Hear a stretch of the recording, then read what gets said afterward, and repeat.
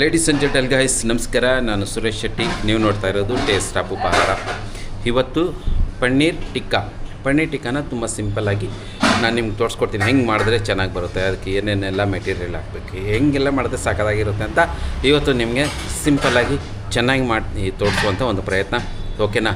Like ಮಾಡಿ, ನನ್ನ ಚಾನಲ್ನ ಸಬ್ಸ್ಕ್ರೈಬ್ ಮಾಡ್ಕೊಳ್ಳಿ, ಬೆಲ್ ಐಕಾನ್ ನೋಡಿರಿ, ಬೆಲ್ ಐಕಾನ್ ನೋಡೋದು ಹಾಲ್ ಅಂತ ಟೈಪ್ ಮಾಡಿ. ಇದರಿಂದ ನಾನು ಭವಿಷ್ಯದಲ್ಲಿ ಹಾಕುವಂಥ ವಿಡಿಯೋಗಳ ನೋಟಿಫಿಕೇಷನ್ ನಿಮ್ಗೆ ಬರ್ತಾ ಇರ್ತದೆ. So let's go ladies and gentle guys. ಈಗ ಪನ್ನೀರ್ ಟಿಕ್ಕಾ ಮಾಡುವ. ಈಗ ಮಿಲ್ಕಿ ಮಿಸ್ಟ್ ಪನ್ನೀರ್ ತೊಗೊಂಡಿದ್ದೀನಿ. ಮಿಲ್ಕಿ ಮಿಸ್ಟ್ ಪನ್ನೀರಿಂದ ನಾವು ಪನ್ನೀರ್ ಟಿಕ್ಕಾ ಮಾಡೋಣ. ಹೀಗೆ ನಿಧಾನಕ್ಕೆ ಬಿಡಿಸ್ಕೊಂಡು ಚಿಡಿ ಒಂದು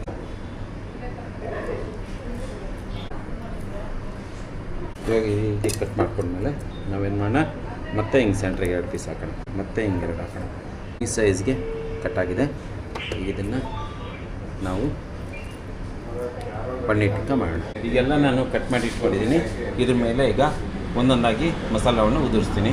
ಇದಕ್ಕೆ ನಾನು ಮೆಣಸಿನ್ಕಾಯಿ ಮತ್ತು ಬೆಳ್ಳುಳ್ಳಿ ಗ್ರೈಂಡ್ ಮಾಡಿ ರಫ್ ಆಗಿ ಹಾಕಿದ್ದೀನಿ. ಇದ್ರ ಮೇಲೆ ಸ್ವಲ್ಪ ಉಪ್ಪು ತೋರಿಸ್ತಾ ಇದ್ದೀನಿ. ಉಪ್ಪು ತೋರಿಸಾದ್ಮೇಲೆ ಇದಕ್ಕೆ ಚಿಲ್ಲಿ ಪೌಡ್ರ್ ತೋರಿಸ್ತಾ ಇದ್ದೀನಿ, ಯಾಕೆಂದರೆ ಇದು ಉಪ್ಪು ಖಾರ ಎಲ್ಲ ಹಿಡೀಲಿ. ಆಮೇಲೆ ಇದಕ್ಕೆ ಸ್ವಲ್ಪ ಧನಿಯಾ ಪುಡಿ ಲೈಟಾಗಿ ಕೋಟಿಂಗ್ ಕೊಡ್ತಾಯಿದ್ದೀನಿ. ಈಗ ಇದಕ್ಕೆ ನಾನು ಗರಂ ಮಸಾಲ ಕೊಡ್ತಾಯಿದ್ದೀನಿ. ಆಮೇಲೆ ಇದಕ್ಕೆ ತುಂಬ ಮುಖ್ಯವಾಗಿ ನಾವು ಚಾಟ್ ಮಸಾಲ ಸ್ವಲ್ಪ ಉದುರಿಸ್ಬೇಕು. ಹಿಂಗೆ ಕಾಣಿಸ್ತಾ ಇದೆ ಅಂತ ಬಿಟ್ಟು ಇದನ್ನು ಹಿಂಗೆ ಬಿಟ್ಬಿಡ್ತೀನಿ. ಒಂದು 10 ನಿಮಿಷ ಚೆನ್ನಾಗಿ ಮ್ಯಾರಿನೇಟ್ ಆಗಲಿ. ಇವಾಗ ನಾನು ಬ್ಯಾಟರ್ ರೆಡಿ ಮಾಡ್ಕೊತಾ ಇದ್ದೀನಿ. ಮೈದಾ ಹಿಟ್ಟು ಹಾಕ್ಕೊತಾ ಇದ್ದೀನಿ, ಒಂದು 4 ಟೀ ಸ್ಪೂನಷ್ಟು ಮೈದಾ. ಆಮೇಲೆ ಅಕ್ಕಿ ಹಿಟ್ಟು ಹಾಕ್ಕೊತಾ ಇದ್ದೀನಿ, 4 ಟೀ ಸ್ಪೂನಷ್ಟು ಅಕ್ಕಿ ಹಿಟ್ಟು. ಆಮೇಲೆ ಒಂದು 10 ಟೀ ಸ್ಪೂನಷ್ಟು ಒಂದು ಬೌಲ್ ತುಂಬ ಕಾರ್ನ್ಫ್ಲವರ್ ಹಾಕ್ಕೊಂಡಿದ್ದೀನಿ. ಆಮೇಲೆ ಇದಕ್ಕೆ ನಾನು ರುಚಿಗೆ ತಕ್ಕಷ್ಟು ಉಪ್ಪು ಸೇರಿಸ್ತಾ ಇದ್ದೀನಿ. ಸ್ವಲ್ಪ ಉಪ್ಪು, ಈ ರೀತಿ ಉಪ್ಪನ್ನು ಹಾಕ್ಕೊಂಡು ಸ್ವಲ್ಪ ಚಿಲ್ಲಿ ಪೌಡರು, ಸ್ವಲ್ಪ ಗರಂ ಮಸಾಲ ಮತ್ತು ಸ್ವಲ್ಪ ಚಾಟ್ ಮಸಾಲ, ಒಂಚೂರು ಧನಿಯಾ ಪುಡಿ ಉಳಿದಿದೆ, ಅದನ್ನು ಹಾಕ್ಬಿಟ್ಟು ಲೈಟಾಗಿ ಇದಕ್ಕೆ ನೀರು ಕೊಟ್ಕೊಂಡು ಕಲ್ಸ್ಕೊತಾ ಇದ್ದೀನಿ. ಸಾಕು. ಸೊ ಈ ರೀತಿಯಾಗಿ ನಿಧಾನಕ್ಕೆ ಕಲ್ಸ್ಕೊಳ್ಳೋಣ. ಆಮೇಲೆ ಇದನ್ನು ಉಪ್ಪು ಖಾರ ನೋಡಿಬಿಟ್ಟು ಸ್ವಲ್ಪ ನೀರು ಕೊಡಿ.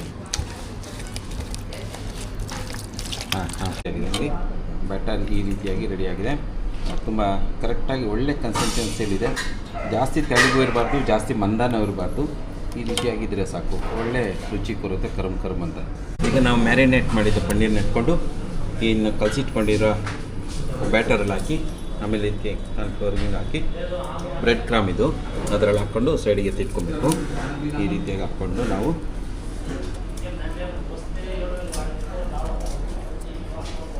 ಈ ರೀತಿಯಾಗಿ ಬ್ರೆಡ್ ಕ್ರಮಲ್ಲಿ ನೆನೆಸಿ ಸೈಡಿಗೆ ಇಟ್ಕೊಂಡು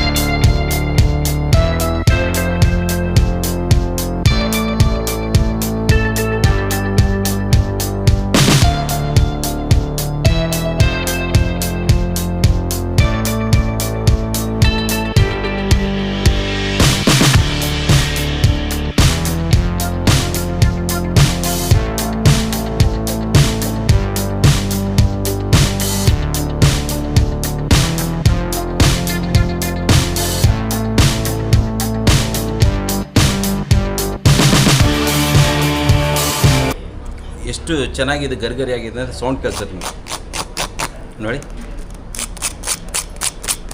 ಎಷ್ಟು ಗರಿಗರಿಯಾಗಿದೆ ಇದು. ಈಗ ಇದನ್ನು ಮುರಿಯೋಣ. ಸಖತ್ತಾಗಿದೆಯಲ್ಲ, ತಿನ್ನೋಕ್ಕಿದು ತುಂಬ ಚೆನ್ನಾಗಿದೆ. ಕರುಮ್ ಅಂತ ಕ್ರಿಸ್ಪಿಯಾಗಿದೆ. ಮೇಲ್ಗಡೆ ಕೋಟಿಂಗ್ ಎಲ್ಲ ಕ್ರಿಸ್ಪಿಯಾಗಿ ಕರ್ಮ್ ಅಂತಿದೆ. ಒಳಗಡೆ ಪನ್ನೀರು ಸಾಫ್ಟಾಗಿ ಒಳ್ಳೆ ಕ್ರೀಮಿಯಾಗಿ ಸಾಕಾಗಿದೆ. ನಿಜವಾಗ್ಲೂ ಚೆನ್ನಾಗಿದೆ. ಮಾಡಿ ತಿನ್ನಿ. ತುಂಬ ಸಿಂಪಲ್ ರೆಸಿಪಿ, ಜಾಸ್ತಿ ಖರ್ಚಿಲ್ಲ, ಕಮ್ಮಿ ಖರ್ಚಲ್ಲಿ ಒಳ್ಳೆ ರೆಸಿಪಿ. ನೀವು ಒಳ್ಳೆ ಸ್ನ್ಯಾಕ್ಸ್ ಮಾಡ್ಕೊಂಡು ತಿನ್ಬೋದು. ರಜೆಗಳ ದಿನಗಳಿದ್ದಾವೆ, ಮಕ್ಕಳಿಗೋಸ್ಕರ ಈ ರೀತಿ ರೆಸಿಪಿ ಮಾಡ್ಕೊಳ್ಳಿ, ನೀವು ತಿನ್ನಿ, ಖುಷಿಪಡಿ. ವಿಡಿಯೋ ಇಷ್ಟ ಆದರೆ ಲೈಕ್ ಮಾಡಿ, ನನ್ನ ಚಾನಲ್ನ ಈ ಕೂಡಲೇ ಸಬ್ಸ್ಕ್ರೈಬ್ ಮಾಡ್ಕೊಳ್ಳಿ. ನಿಮಗೆಲ್ಲ ಹಾಕಿ ತೋರಿಸ್ತೀನಿ. ನಿಮಗೆ ಇದ್ರ ಜೊತೆಗೆ ಯಾವ ಚಟ್ನಿ ಚೆನ್ನಾಗಿರುತ್ತೆ ಅಂತ ಅದನ್ನು ಒಮ್ಮೆ ತೋರಿಸ್ಬಿಡ್ತೀನಿ.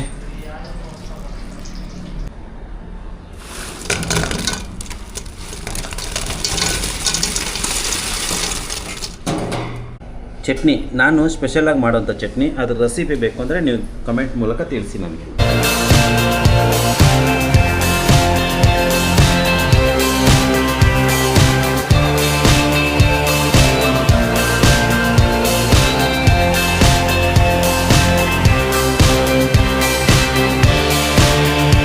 ಸಾದಿಕ್ ಬಾಷಾ. ಸಾದಿಕ್ ಪಾಷಾ ಹೇಗಿದೆ? ಸಾದಿಕ್ ಪಾಷಾ ಸೂಪರ್ ಆಗೈತೆ. ಕಟ್ಲೆಟ್ ಆಗಿದೆ, ಚಟ್ನಿ ಆಗಿದೆ.